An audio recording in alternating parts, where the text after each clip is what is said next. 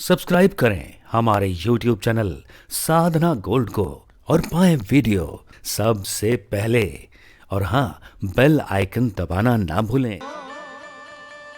बिना सेवा के लिया हुआ धन, ये सोना, चाहे तुम्हारे सास ससुर का हो, माँ बाप का हो, खुद का क्यों न हो, लेकिन बिना सेवा के अगर आपने सोना लिया है तो महाराज वो आपका सोना हराम कर देगा। ध्यान रखिएगा,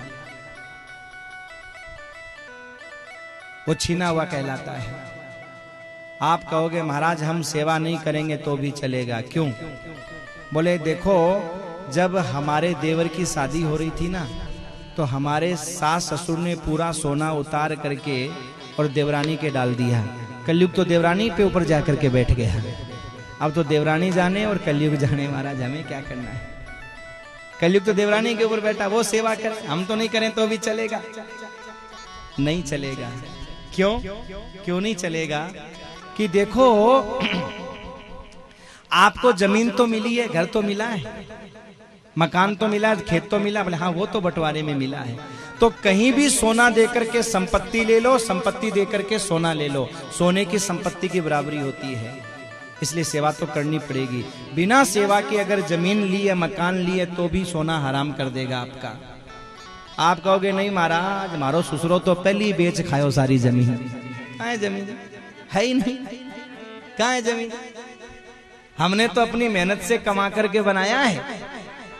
अगर हम सेवा नहीं करेंगे तो भी चलेगा ना, क्योंकि जमीन तो ससुर जी ने पहले ही बेच दी। महाराज किराए में रहते थे, मेहनत से मकान बनाया, फ्लैट लिया है। अब सेवा नहीं करेंगे तो भी चलेगा? नहीं चलेगा। क्यों? पति तो है ना। हाँ वो तो है। तो ऐसा करो, वो भी लौटा दो अपनी सासू को। कहले सासू माँ पकड़ तेरा ये बेटा नहीं चाहिए मेरे को। लौटा दोगे?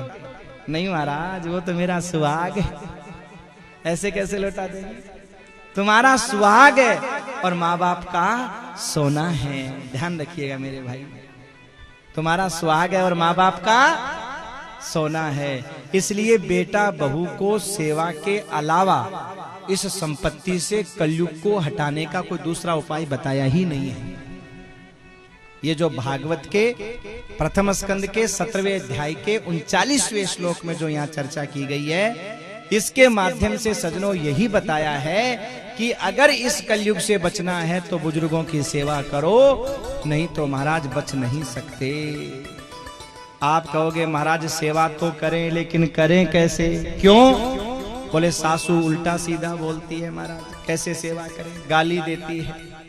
अच्छा एक बात बताओ, सोना तुमने लिया, घर तुमने लिया, जमीन तुमने ली, अब गाली कौन पड़ोसी लेगा क्या? बोलो, गाली भी तो तुम्हें लेनी पड़ेगी।